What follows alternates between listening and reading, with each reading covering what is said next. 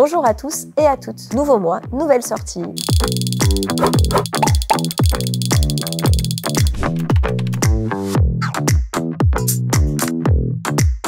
Moi je suis François Vodarzac, je suis l'un des deux scénaristes des Insectes en BD. Et moi je suis Cosby, Cosby le dessinateur de la série. Ce mercredi 26 mars, retrouvez-nous dans les librairies avec le tome 8 des Insectes en BD. Dans ce nouveau tome, on retrouve énormément de nouveaux insectes et en particulier des papillons et des libellules. Pour la petite histoire, quand on fait, Jérôme et moi, des interventions scolaires, on nous demande souvent, on a souvent des questions sur les libellules et on s'est aperçu qu'en fait les pauvres on les avait un petit peu délaissés sur les 7 premiers tomes.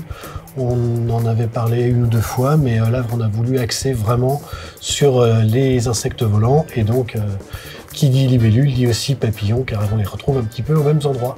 J'ai dû faire plus d'ailes. Non, c'était marrant puisque pour le coup on a fait beaucoup de papillons, chose qu'on faisait rarement comme a dit François.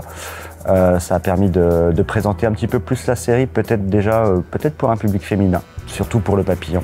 La libellule, en fait, ça a l'air tout mignon comme ça, mais on se rend pas compte, mais en fait, c'est hyper carnivore, c'est méchant. Ça a surtout aussi amené pas mal de dynamisme dans les planches, de batailles en vol, il y a beaucoup de déplacements rapides. Achetez-la, comme ça on en refera un tome 9. Plein. Les chats en BD, tome 2, avec au scénario Christophe Cazeneuve et Flora, une spécialiste du comportement animal, et au dessin, Stéphane Escapa. Pour les chats en BD, si vous êtes parent chat, vous allez vous retrouver dans plein de situations. On suit de nouveau Merlin, le vieux chat, un petit peu grachon, Bristol, le chat qui est un petit chaton, une vraie pile électrique, et Yuzu, le chat qui adore faire des vomis un peu partout dans la maison. Donc vous allez forcément reconnaître un de vos chats dans ces 3 chats. Et ce qui est très drôle, c'est que du coup, Cazeneuve et Flora, qui est comportementaliste animalière, nous donnent vraiment la vision des chats qu'ils ont sur les humains, et c'est à mourir de rire. On est vraiment là à leur service. Et on a un dessin qui est très agréable. Si vous aimez l'humour et les chats, cette BD est parfaite. En plus, vous aurez des petites astuces pour avoir des excuses pour pas aller au travail grâce à votre chat. Donc vraiment, je vous la recommande. Et on vit des petites scénettes du quotidien avec nos animaux préférés et comment du coup on réagit face à leurs petites bêtises qu'on peut retrouver un peu partout.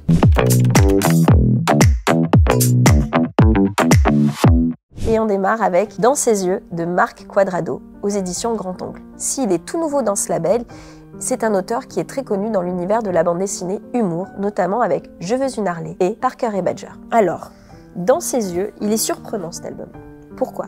Parce qu'on parle d'une dame qui est en train de perdre peu à peu la vue et qui combat justement cette maladie, qui veut pas subir cette maladie mais qui veut justement la combattre. Et la bande dessinée, moi je trouve la forme de la bande dessinée, la manière dont elle est traitée, je trouve qu'elle apporte énormément au récit puisqu'il y a plein de couleurs. Et ça je trouve que c'est hyper agréable, toutes ces couleurs alors qu'on est en train de parler de quelqu'un qui est en train de perdre la vue. Et puis il est chapitré, on a comme l'impression de regarder une série télé. C'est séquencé, c'est chapitré, il y a un épisode toutes les 30 pages. Et puis après on est touché parce que cette histoire c'est Marc Quadrado qui l'a écrit mais c'est basé sur sa vie, puisque c'est son histoire de lui avec sa femme, de comment lui il l'accompagne dans son combat et comment il la soutient. Et je trouve que c'est une très belle déclaration d'amour envers sa femme et puis une très belle déclaration d'amour face au combat qu'on mène face à la maladie. Autre sortie chez Grand Ongle, Zoé Carrington de Jim. C'est la fin de cette série qui avait démarré en 2024. C'est également la fin de la trilogie des ex que Jim avait initialement démarré avec la série Une nuit à Rome et également Elena. Ce que j'ai aimé dans Zoé Carrington, eh bien du coup c'est déjà le sujet traité.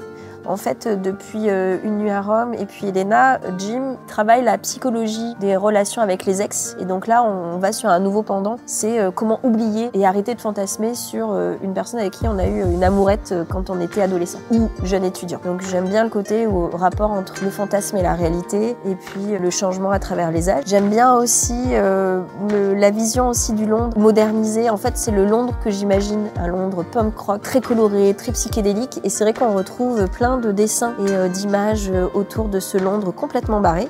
Donc ça, je trouve qu'on est complètement immergé dans l'univers londonien. Et enfin, je trouve qu'avec beaucoup de finesse, Jim travaille la relation au deuil à travers différents albums, alors notamment avec Zoé Carrington, du côté où on a plusieurs phases de deuil, et là on est vraiment dans la phase de colère et de résignation, et comment on arrive à passer au-delà. Et Zoé, elle a du mal à passer une étape de sa vie, et la fin est surprenante de l'album d'ailleurs par rapport à tout ce qui a été dit et tout ce qui a été fait par Jim. Donc voilà, c'est un album qui est touchant. Pour tous ceux qui ont soif d'utopie et d'aventure, je vous recommande Rue de la Grande Truanderie de Jean-David Morvan au scénario et Romain Roussin-Perrin au dessin. Jean-David Morvan était fasciné par le Familistère que vous voyez dessiné en arrière-plan, qui est un lieu construit pour les ouvriers, pour qu'ils vivent dans de très bonnes conditions. Et cette utopie a été portée par un capitaliste qui voulait le bien-être de ses employés et ouvriers grâce au socialisme, mais avec quand même une notion patriarcale. Et on a Rousseau Perrin au dessin, qui est lui-même architecte et qui a fait une thèse en sociologie. Donc ce sujet lui parlait beaucoup. Et à deux, ils ont réussi à mettre en place une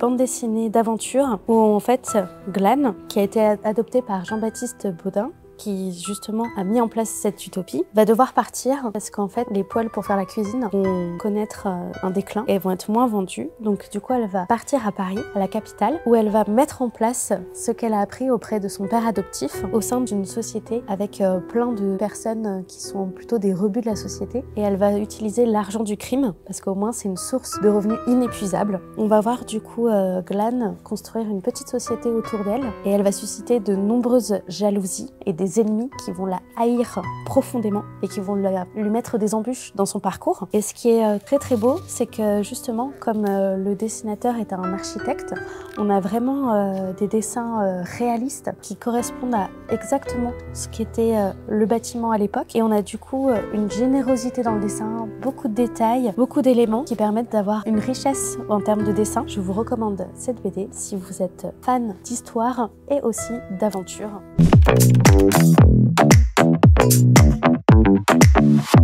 Nouvelle série dans le catalogue Draco, Kael, d'Olivier Gay. Si vous êtes un habitué du label, ce nom vous dit forcément quelque chose. Et Kanji, un nouvel arrivant. Kael est le saint totem. Mais moi, quand j'ai démarré dans la bande dessinée, j'ai d'abord démarré par le manga, parce que j'étais une grosse lectrice de manga, je le suis toujours. Et il y avait un genre que j'affectionnais beaucoup, que je continue à affectionner, puisque je continue à lire One Piece, c'est le shonen. Et c'est vrai que quand on lit Kael, il y a quand même pas mal de codes de shonen dedans. Notamment le personnage principal, le petit Kael, c'est un personnage qui est embêté, qui est seul, qui est méprisé par les autres, et qui du coup, par sa seule force mentale et sa volonté, va développer des grands pouvoirs et essayer de trouver qui il est. Après, on peut pas s'empêcher de se dire que c'est aussi un parallèle avec l'adolescence, puisque finalement, comme c'est un personnage qui cherche son animal totem, et qui doit être en lien avec ce que lui, il souhaite être, et comment il se voit, on peut pas s'empêcher de penser aussi. C'est lié à la confusion de l'adolescence, ou qui est-ce qu'on est, comment se développer. Donc voilà, j'ai trouvé que c'était un album, même s'il y a tous les codes du shonen, c'est un album qui est assez intimiste finalement, puisque du coup, on est attaché à ce personnage de Kael qui essaye de se comprendre, qui essaye de se trouver. Puis Arnaud Plumery, directeur éditorial de Doki Doki depuis 2006. Et la ligne éditoriale de Doki Doki reflète une grande partie de mes goûts, c'est-à-dire la fantaisie, les animaux, en particulier les chats, et les récits pleins d'émotions. Ma fille a vu la pile de mangas que j'avais emporté et que je voulais obtenir du Japon, et elle m'a dit « ce titre-là, je veux vraiment que tu le récupères parce que ça a l'air d'être une super série ». Et c'est justement la série que je vais vous présenter aujourd'hui, qui est Beast King and Medicinal Herb.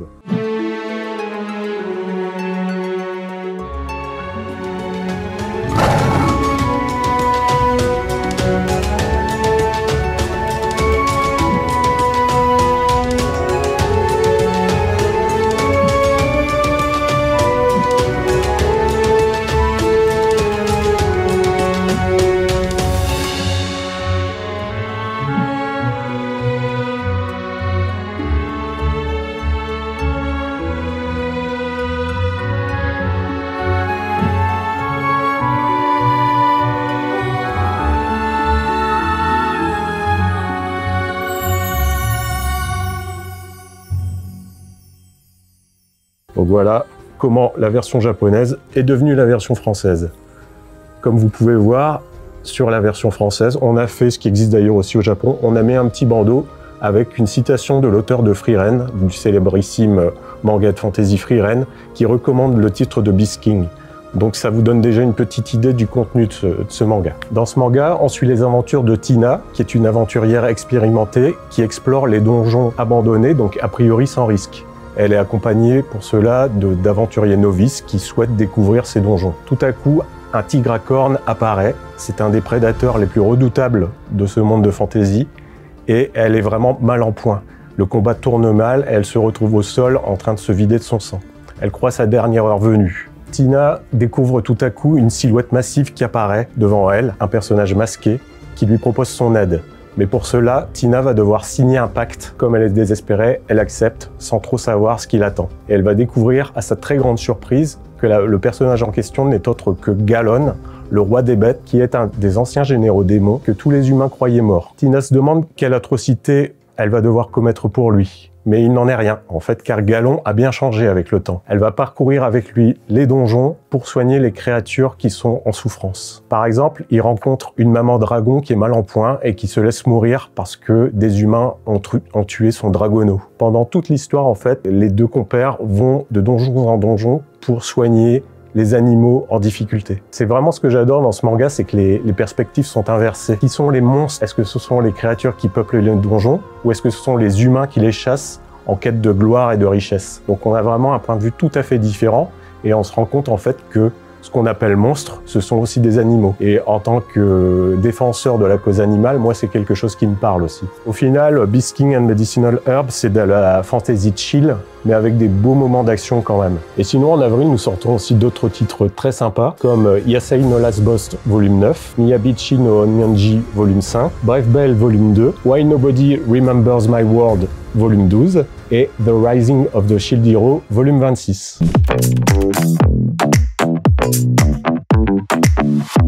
Et je vous présente les vacances chez Pépé Mémé par Bouzard de chez Fluide Glacial. Chaque été, Lisa, Lucas et Ethan partent en vacances chez leurs grands-parents, Pépé et Mémé, pour le plaisir assez relatif de ceux-ci. Parce que Mémé, ce qu'elle voudrait, c'est boire un petit coup avec sa copine pour pouvoir déblatérer sur toutes les actus du village. Sauf qu'il y a Ethan qui enchaîne connerie sur connerie, elle en a ras le ciboulot. On a aussi Pépé qui aimerait bien boire un petit peu tranquille dans la cave avec son pote Lucien. Et on a le Polo. Le Polo qui passe son temps à vouloir baiser tout le village. Et dedans, on a Ethan qui enchaîne les petits malheurs dans ses vacances d'été avec un hameçon dans la bouche. Il se prend une bûche, il se fait piquer par des guêpes. Et du coup, il fait que queen dans la BD. Ça, Bouzard a vraiment réussi à retranscrire les longs étés à la campagne avec les non-événements où il se passe pas grand-chose. Mais mine de rien, ça fait toute la saveur de l'événement. On a aussi les parties de belote avec des gros tricheurs. Et on a aussi des excursions à la mer, par exemple, où c'est vraiment toute une aventure quand on doit partir tous en famille et contenter tout le monde. Bouzard a vraiment un trait caricatural où on voit tout de suite les expressions et les mimiques de chacun des personnages. On est vraiment dans l'humour absurde et grotesque. On suit avec grand plaisir les aventures de cette petite famille pendant les vacances. Je vous recommande cette BD qui est très très drôle, avec Bouzard qui signe son grand retour dans la famille Fluide Glacial.